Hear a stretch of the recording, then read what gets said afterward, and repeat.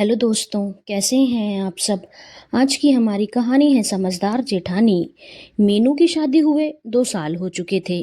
मीनू का ससुराल और मायका एक ही शहर में था और मीनू के ससुराल में सास ससुर नहीं थे, सिर्फ उसके जेठ जेठानी और मीनू और उसका पति थे। इसीलिए कोई रोक टोक नहीं थी। दोनों अपना अपना काम करते थे और अपने अपने हिसाब से रहते थे। किसी को किसी से कोई मतलब नहीं था। इसीलिए मीनू पर कभी ससुराल की किसी प्रकार की बंदिश नहीं लगी और उसका जब मन किया वह अपने मायके आती जाती रही। इस वजह से मीनू की आदत बहुत खराब हो चुकी थी। वह अपने ससुराल में कोई काम नहीं करती थी, बल्कि सुबह वह कुछ हल्का फुल्का नाश्ता बनाकर पति को उसकी दुकान भेज देती थी और फिर दोपहर को अपने मायके में आ जाती थी। और दोपहर और रात का खाना खाने के लिए पति भी उसके मायके ही आ जाता था और उसके बाद खा पीकर वह चले जाते थे। मीनू को जिंदगी बहुत आसान लग रही थी, क्योंकि उसे कोई काम करना ही नहीं पड़ रहा था, क्योंकि ससुराल में उसके ऊपर कोई जिम्मेदारी नहीं थी और उसके सारे काम मायके में ही हो रहे थे। ना उसे अपना घर संभालना था, ना ही उसे खाने पीने की चिंता करनी थी, क्योंकि सब कुछ उसकी माँ जैसे शादी के पहले करती थी वैसे ही कर रही थी। बस अब बेटे के साथ साथ दामाद के लिए भी करना पड़ रहा था। पर माँ को यह बात समझ में नहीं आ रही थी कि इस तरह मीनू का जीवन आसान नहीं, कठिन हो जाएगा, क्योंकि वह और अधिक आलसी हो जाएगी और अपनी सारी जिम्मेदारी अपने मायके वालों पर डालते जाएगी, जो कि किसी भी मायने में सही नहीं था। लेकिन माँ को तो अपनी बेटी से इतना लगाव था कि उसे यहाँ सब कुछ बहुत अच्छा लग रहा था। उसे लग रहा था कि मीनू की शादी बहुत अच्छी हुई है और वह अभी भी हमारे साथ इस प्रकार रहती है जैसे शादी के पहले। मीनू के मायके में 2 भाई थे जिनका कि विवाह नहीं हुआ था, इसलिए मायके में मीनू को इस तरह से रहने और उसके बात बात पर शादी के पहले वाले हिसाब में ही हस्तक्षेप करने से किसी को कोई दिक्कत नहीं हो रही थी। पर यह बात कोई समझ नहीं पा रहा था कि कल को जब इस घर में बहू आएगी तो यह सारी चीजें इस घर को तोड़ने का काम करेंगी। इस तरह 3 साल बीत गए और मीनू का एक बच्चा भी हो गया और मीनू अनवरत अपने मायके में इस तरह से दखल अंदाजी करती रहती थी, क्योंकि कोई उसे रोकने वाला था ही नहीं। और फिर मीनू के बड़े भाई की शादी हुई और भाभी घर में आ गई। मीनू का बड़ा भाई बहुत ही सीधा साधा था और उसकी पत्नी भी काफी सीधी सादी थी। अब तो मीनू की और मनमानी हो गई, क्योंकि उसे बिल्कुल सीधी सादी भाभी मिल गई। अब मीनू और भी ज्यादा मनमानी करने लगी। भाभी से अपनी सारी जरूरतें पूरी करवाती रहती। कोई काम उसे करना था नहीं। कुछ भी चाहिए होता तो भाभी को ऑर्डर फरमा देती और क्योंकि भाभी बहुत सीधी थी तो वह सारी बातें मान भी लेती थी। मीनू और उसकी माँ तेज किस्म की औरतें थी, तो भाभी की उनके आगे वैसे भी कुछ चलती नहीं। मीनू का बड़ा भाई भी काफी सीधा साधा था। ऐसे ही 2 साल और बीत गया। अब मीनू की बड़ी भाभी का भी एक बच्चा हो गया और अब मीनू की बड़ी भाभी को अपने बच्चे के लिए समय चाहिए होता। लेकिन मीनू और उसकी माँ चाहती कि भाभी अभी भी मीनू के लिए वैसे ही एक टांग पर खड़ी रहे जैसे वह पहले खड़ी रहती थी। पर अब यह संभव नहीं था। लेकिन मीनू की भाभी बहुत ही सीधी महिला थी, तो वह इन माँ बेटी से लड़ नहीं सकती थी। अब मीनू की भाभी ने अपने पति से बोला कि मुझे इस घर में बहुत दिक्कत हो रही है। मीनू दीदी हर समय यहीं पर रहती हैं।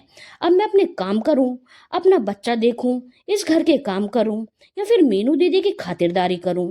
मेरे से इतने काम नहीं होने वाले और मैं मीनू दीदी और मम्मी जी को कुछ बोल भी नहीं सकती, क्योंकि वह दोनों बहुत तेज हैं और मैं उनसे लड़ नहीं सकती। और मुझे पता है आप भी उनसे नहीं लड़ सकते, क्योंकि आपका भी स्वभाव मेरी तरह ही शांत है। लेकिन इस समस्या का कुछ हल निकालना पड़ेगा, नहीं तो मेरा जीना मुश्किल हो जाएगा। मैं तो अपने बच्चे पर भी ध्यान नहीं दे पाती हूँ। इस पर उसके पति ने बोला, हाँ बात तो तुम सही कह रही हो, पर लड़ने से इसका कोई समाधान नहीं होने वाला। चलो मैं कुछ सोचता हूँ, मुझे थोड़ा वक्त दो। कुछ दिन बाद मीनू के बड़े भाई ने अपनी माँ से बोला, माँ यहाँ से दुकान बहुत दूर हो जाती है और मैं दोपहर में खाना खाने आता हूँ। उसके बाद दुकान जाता हूँ। बहुत देर हो जाती है दुकान में। जो कर्मचारी हैं वह काफ़ी पैसे इधर से उधर कर देते हैं। इससे मेरा नुकसान हो रहा है। तो दुकान के बगल में ही मैंने एक घर खरीद लिया है और अब मैं वहाँ पर शिफ्ट होने की सोच रहा हूँ। इससे मुझे आसानी हो जाएगी। माँ ने बोला, तुमने घर खरीद लिया और हमें बताया तक नहीं। इस पर बड़े बेटे ने कहा, अरे माँ, यह सब कुछ इतनी जल्दी हुआ कि मैं कुछ बता भी नहीं पाया और अगले हफ्ते ही घर की पूजा है। उसके बाद मैं और मेरी पत्नी वहीं पर रहेंगे क्योंकि हमें यहाँ से दुकान आने जाने में बहुत दिक्कत हो रही है। माँ ने बोला, आज तक तो तुझे कोई दिक्कत नहीं हो रही थी। इस पर बेटे ने कहा, हाँ माँ, पर अब हो रही है तो क्या कर सकते हैं। बड़े भाई को पता था यदि ज्यादा बहस की तो माँ उल्टी सीधी बातें बोलने लगेगी और वह कोई जवाब नहीं दे पाएगा। इससे अच्छा चुप रहना ही था। इसलिए उसने बस यही बोलकर कि उसे दिक्कत हो रही है वहां से निकल लेना ही सही समझा। माँ ने भी थोड़ी बहुत नाराजगी जताई, पर वह समझ गई अब तो उसने घर ले लिया है तो वह वहां शिफ्ट होकर ही मानेगा, क्योंकि उसने बहुत चालाकी से यह काम किया है। यदि वह घर लेने से पहले मुझे बताता तो मैं जरूर कुछ न कुछ उपाय कर लेती। लेकिन अब कुछ नहीं हो सकता क्योंकि उसने अपने पैसों से घर लिया है और वह जब चाहे अपने घर में रहने जा सकता है। और उसकी पत्नी है तो वह तो उसके साथ जाएगी ही। मैं उसे कैसे रोक सकती हूँ। इसलिए माँ ने भी अब चुप रहने में ही अपनी भलाई समझी। इस तरह से बड़े भाई ने तो अपनी समझदारी से बिना किसी लड़ाई झगड़े के उस घर से अपनी पत्नी को निकाल लिया और अपना एक अलग जीवन शुरू कर लिया, जहां पर शांति थी, जहां पर दिन भर उसकी पत्नी को उसकी बहन की गुलामी नहीं करनी पड़ती थी। वह नहीं चाहता था माता पिता से अलग होना, पर माँ और बहन ने ऐसा माहौल कर दिया कि यह उसकी मजबूरी बन चुकी थी। लेकिन माँ को तो अपनी बेटी से इतना लगाव था कि वह बेटी को कभी बोलती ही नहीं थी कि अपने घर में रहो। बेटी की शादी हुए 7-8 साल हो चुके थे, पर अभी भी उसका हिसाब किताब वही था कि वह बस रात में अपने घर सोने जाती थी और पूरा दिन मायके में ही रहती थी और उसके पति और बच्चे भी वहीं खाना पीना करते थे। अब मीनू के छोटे भाई की शादी होने वाली थी। मीनू का छोटा भाई थोड़ा उग्र स्वभाव का था। मीनू और उसकी माँ ने देखा था कि किस तरह से बड़े भाई ने उस घर से किनारा कर लिया था और उन्हें एक जो फ्री की नौकरानी मिली थी वह उनके हाथों से निकल गई थी। इसलिए अब छोटी बहू को वह अपने कब्जे में रखना चाहते थे ताकि इनका काम ऐसे ही चलता रहे। इसीलिए छोटे बेटे की शादी करने से पहले उन्होंने अच्छे से उसे सिखा पढ़ा दिया कि देख ले, पत्नी तो दूसरे घर से आती है, माँ बाप ने तो जीवन भर हर कष्ट सहकर तुझे पाला पोसा है। तेरा बड़ा भाई तो नकारा निकला, अपनी बीवी को लेकर अलग हो गया, माँ बाप की कोई सेवा नहीं की। तू भी ऐसा मत कर देना, नहीं तो हम किसके सहारे रहेंगे। अब तुझसे ही हमें उम्मीद है, शादी करते ही अपनी बीवी का मत हो जाना।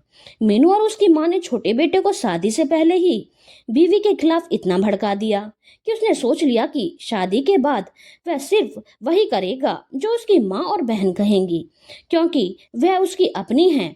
और फिर शादी होकर उसकी बीवी घर आई तो घर का माहौल देखकर उसे समझ में आ गया कि इस घर में सिर्फ माँ और बहन की चलती है और उसके पति को उन्होंने पूरी तरह से अपनी मुट्ठी में कर रखा है। और बड़ी भाभी अलग हो चुकी है। शायद उनके अलग होने की वजह यही होगी, पर छोटी बहू को बहुत अच्छे से पता था कि उसका पति अपनी माँ बाप को छोड़कर नहीं जाने वाला और ना ही उसकी बहन अपना मायका छोड़कर जाने वाली है। छोटी बहू का जीवन इस घर में खराब हुआ जा रहा था क्योंकि उसका नौकर वाला हाल था और उसके पति को उससे कोई लेना देना नहीं था। छोटी बहू ने कुछ दिन में विरोध करना शुरू किया, लेकिन इससे कोई फायदा नहीं हुआ क्योंकि उसका पति भी तो काफी उग्र स्वभाव का था और माँ और बहन ने उसे अपनी मुट्ठी में पहले ही कर लिया था। तो वह अपनी पत्नी की बातों पर बिल्कुल ध्यान नहीं देता था और उसे ही गलत समझता था। माँ बेटी यह देखकर बहुत खुश होती थी। कुछ समय बाद छोटी बहू को भी संतान हो गई। अब तो छोटी बहू का जीवन और भी ज्यादा खराब हो गया, क्योंकि एक तो सारे घर की जिम्मेदारी, ऊपर से छोटा बच्चा, ऊपर से माँ और बेटी के सारे खानदान की जिम्मेदारी। छोटी बहू बिल्कुल पागल सी हो रही थी, पर उसके पति को उससे कोई मतलब नहीं था। तंग आकर छोटी बहू ने बोल दिया कि मैं मेरे मायके जा रही हूँ, जब तक तुम्हारी बहन यहाँ रहेगी मैं इस घर में नहीं रह सकती। तो उसके पति ने बोला, शादी के बाद लड़की का घर उसका ससुराल होता है, ना कि मायका। इस पर छोटे बेटे की पत्नी ने बोला, तो यह बात क्या सिर्फ मुझ पर लागू होती है? तुम्हारी बहन क्यों मायके में रहती है? उसका ससुराल नहीं है क्या जो हम पर बोझ बनी रहती है? खुद के हाथ पैर नहीं है क्या? अपना एक काम नहीं करती। मैं उसकी खातिरदारी करूं या अपना बच्चा देखूं या घर के काम देखूं? मेरे से यह सब कुछ नहीं होने वाला। लेकिन उसका पति तो अपनी माँ और बहन के मुट्ठी में था। तो उसने सीधा बोला, तेरी हिम्मत कैसे हुई मेरी बहन को ऐसा बोलने की? यह उसका घर है और वह मेरी बहन है। वह जब तक चाहे यहाँ पर रह सकती है। तू कौन होती है उसे कुछ बोलने वाली?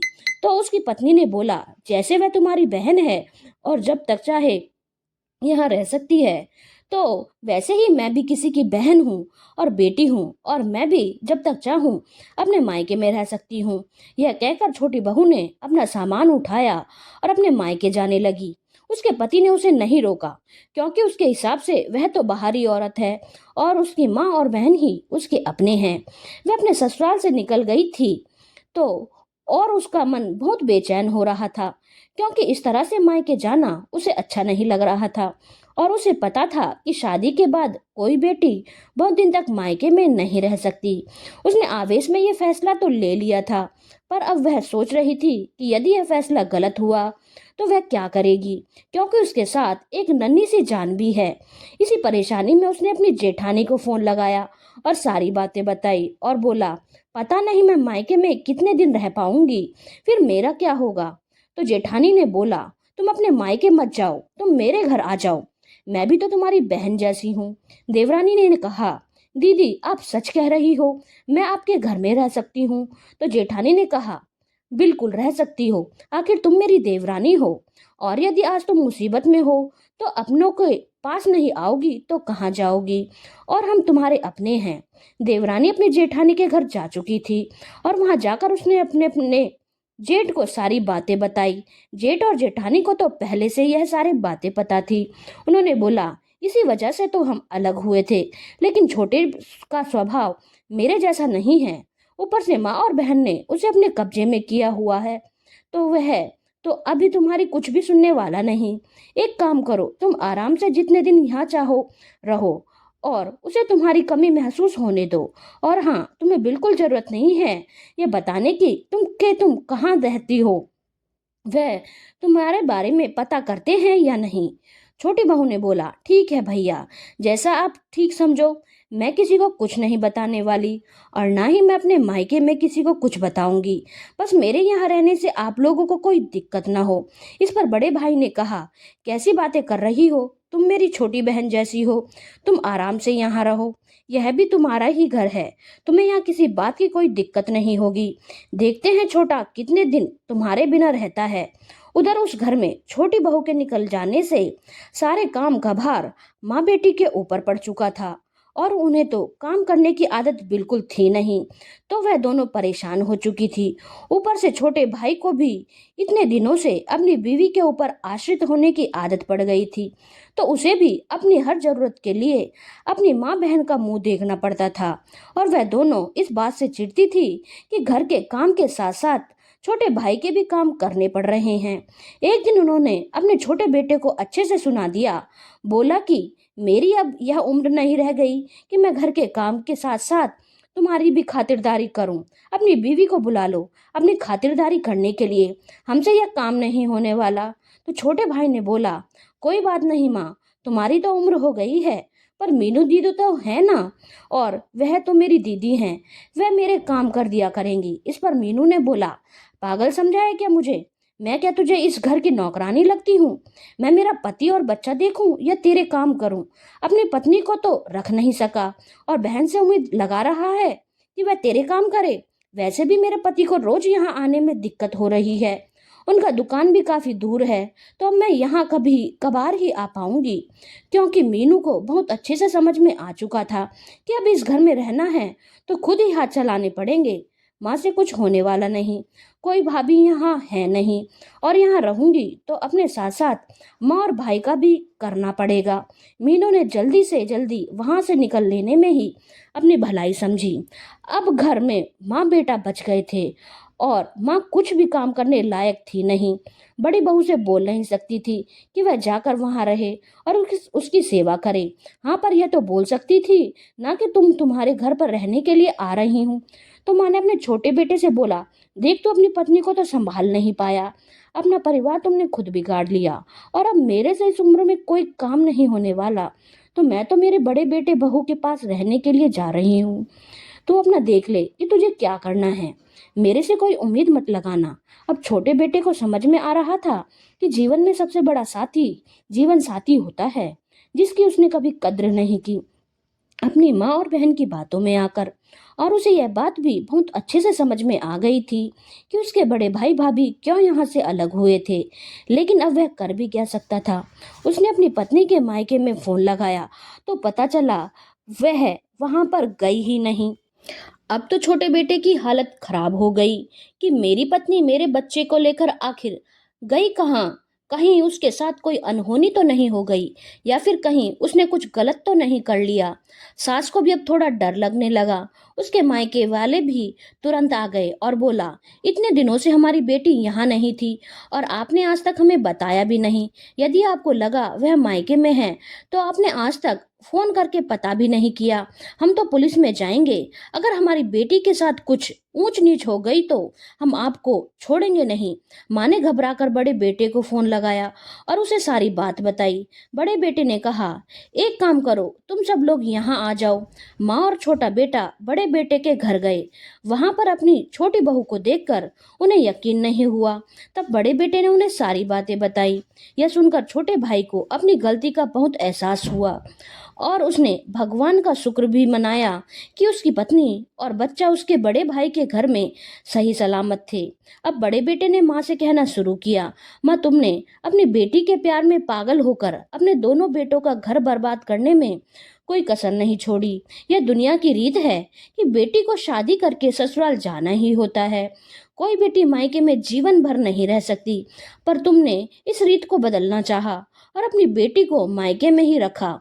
और दुनिया की यह भी रीत है कि जो शादीशुदा बेटी मायके में रह जाती है वह अपनी भाभीियों का घर कभी नहीं बसने देती, नहीं तो इसका वर्चस्व कम होने लगता है। मैं तो समझदार था, अपनी पत्नी का साथ दिया और अपना परिवार नहीं तोड़ा, पर छोटा शुरू से ही थोड़ा उग्र स्वभाव का है और वह तुम्हारे और तुम्हारी बेटी की बातों में आकर अपना परिवार तोड़ चुका है। पर अब उसे भी अपनी गलती का एहसास हो चुका है और शायद अब तुम्हें भी समझ में आ चुका है कि शादीशुदा बेटी कभी भी मायके के लिए करने वाली नहीं। जब तक तुमने उसके लिए किया वह मायके में रही, अब जब उसके करने की बारी आई वह चली गई ना। माँ, जीवन की एक बहुत बड़ी सच्चाई है कि हंसकर करें या रोकर करेंगे बेटा बहू ही। बेटी दामाद किसी सास ससुर के लिए नहीं करने वाले। हाँ, थोड़ी बहुत मदद जरूर कर देंगे, पर यह सोचेगी कि बेटे बहू की तरह वह साथ रहकर तुम्हारी सेवा कर देंगे तो वह ऐसा कभी नहीं होगा। सबका अपना स्वार्थ होता है। मीनू का स्वार्थ था, वह इतने दिनों तक आराम से अपने मायके में मालकिन बनकर रही, उसे कोई काम नहीं करना पड़ा। लेकिन जब उसने देखा कि अब उसकी दाल नहीं गलने वाली बल्कि अब उसे ही काम करना पड़ेगा, तो उसने यहाँ से निकल लेने में अपनी भलाई समझी। अब तुम भी समझ लो माँ, अगर अपना आगे का जीवन नर्क नहीं बनाना चाहती तो अपनी बहू के बारे में सोचो, ना कि बेटी के बारे में, क्योंकि बेटी को तो तुमने देख लिया कैसे जरूरत के समय भाग निकली, और यही जीवन की सच्चाई है। मीनू की माँ ने बोला, हाँ बेटा, तुम सही कह रहे हो, मेरी गलती थी। मैं बेटी के प्यार में पागल हो गई थी और मुझे बेटों का परिवार कभी दिखाई नहीं दिया। बहू को मैं कभी अपना नहीं पाई। मैं कभी यह समझ ही नहीं पाई कि शादी के बाद बेटियां पराई हो जाती हैं और बहुएं अपनी हो जाती हैं। लेकिन अब मुझे समझ में आ चुका है और अब मैं चाहती हूँ मेरी दोनों बहू ससुराल में पूरे हक के साथ रहें और घर की मालकिन बनकर रहें। और अगर मेरी बेटी कभी कभार आएगी तो बस मेहमान बनकर आएगी और मेहमान बनकर जाएगी, और इसकी जिम्मेदारी मैं लेती हूँ।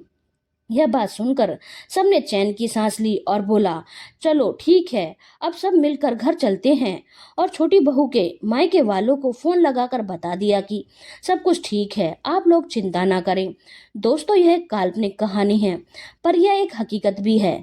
जिस घर में शादीशुदा बेटी का वर्चस्व रहता है और माँ अपनी शादीशुदा बेटी को साथ रखना चाहती है, उस घर में बहुएं कभी नहीं बस पाती। और यह कई घरों की सच्चाई है। धन्यवाद दोस्तों। अगर आपको कहानी अच्छी लगी हो तो चैनल को लाइक, शेयर और सब्सक्राइब करना ना भूलें।